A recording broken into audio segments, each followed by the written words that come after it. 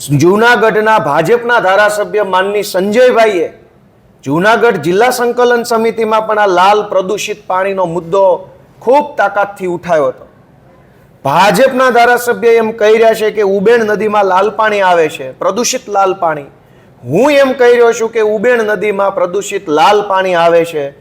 મજેવડી ગામ હોય, ચોકી ગામ હોય, વડાલ ગામ હોય, કાથરોટા ગામ હોય, ડેરવાણ હોય, ઈસાપુર હોય, અનેક ગામડાઓ એ પંથકના તમે એક પણ ગામમાં જાઓ તો પ્રદૂષિત ઝેરી કેમિકલ વાળું લાલ પાણી કૂવામાં આવે છે, નદીઓમાં આવે છે, બોરમાં આવે છે. પણ સરકારને, ભાજપને મેં આજે પૂછ્યું કે ઉબેણ નદીમાં લાલ પાણી પ્રદૂષિત આવે છે તો બેશરમ થઈને વિધાનસભાની અંદર ના લખીને મને આપી ના. ઉબેણ નદીની અંદર તો પવિત્ર ગંગાના પાણી જેવું તાજું તેલ જેવું ચોખ્ખું ચણાક પાણી આવે છે, ડોળું પાણી નહીં, કેમિકલ વાળું પાણી નથી આવતું.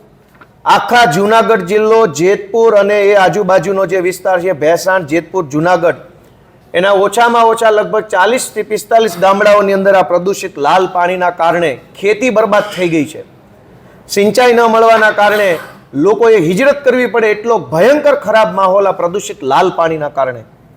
તેમ છતાંય વિધાનસભામાં સરકારે ના પાડી કે પ્રદૂષિત લાલ પાણીનો કોઈ પ્રશ્ન જ નથી. ભાજપના ધારાસભ્ય કહી રહ્યા છે, તેમ છતાંય ભાજપની સરકાર ના પાડે છે.